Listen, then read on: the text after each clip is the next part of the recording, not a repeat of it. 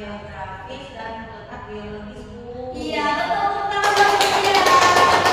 Iya, betul anak-anak ya. Jadi letak wilayah di Indonesia itu ada 3. Yang pertama ada letak astronomis, yang kedua ada letak biologis, dan yang ketiga geografi. Ya, ini anak-anak jangan sampai lupa antara ketiga letak tersebut ya. Karena dengan kita mengetahui antara ketiga letak tersebut, kita jadi bisa membedakan ya antara letak tersebut ya. Baik, Ibu lanjut ya.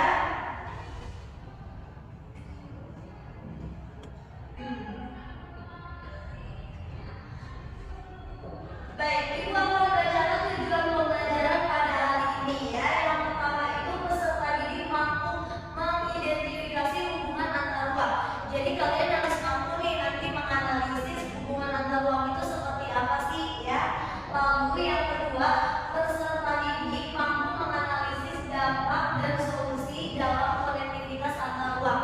Jadi nanti kita berdiskusi bikin kelompok, kalian harus bisa menganalisis nih antara dampak dan solusi yang ada pada konektivitas antar ruang.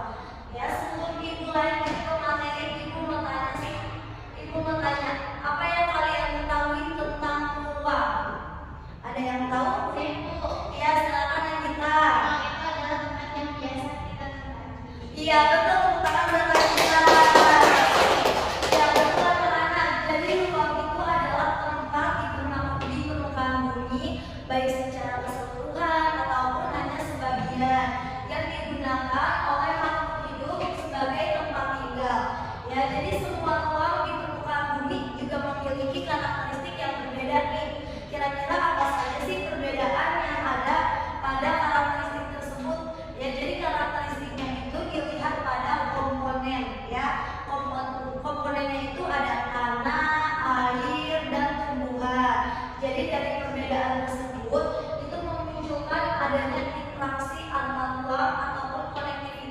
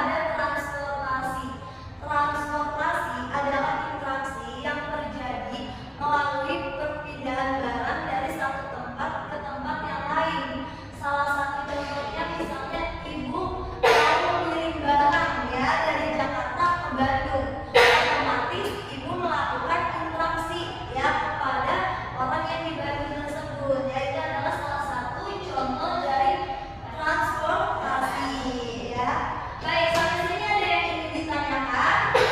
Sudah cukup? Baik, ibu lanjut ya. Nah, di sini ada syarat-syarat interaksi antar ruang. Yang pertama ada saling melengkapi, dan yang kedua ada kesempatan antara, dan yang ketiga ada kemudahan transfer. Ya, jadi saling melengkapi adalah kondisi yang saling melengkapi jika terjadi perbedaan komoditas yang dihasilkan. Contohnya gimana? Kayak yang tadi ya, yang dijelaskan sama Mutia pada gambar yang ibu tampilkan, yaitu ada wilayah pegunungan dan wilayah pesisir. Itu berarti komoditas yang dihasilkan berbeda. Betul. Lalu yang ketiga ada kesempatan antara. Ya, kesempatan antara adalah suatu lokasi ya yang menghasilkan ya lokasi yang lebih dekat. Ya, salah satu contohnya, ibu kasih contoh ya. Misalnya ibu di wilayah A. Ya, ini yang akan kelihatan nggak ya? Coba yang burung boleh maju ke sedikit ya, depan ya. Jadi dalam wilayah A, ibu misalnya tinggal di wilayah A. Ibu menghasilkan sayuran, tapi ibu kekurangan ikan. Dan ibu ingin membeli ikan.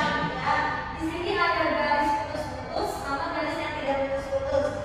Nah, wilayah C ini jaraknya lebih dekat dari wilayah A.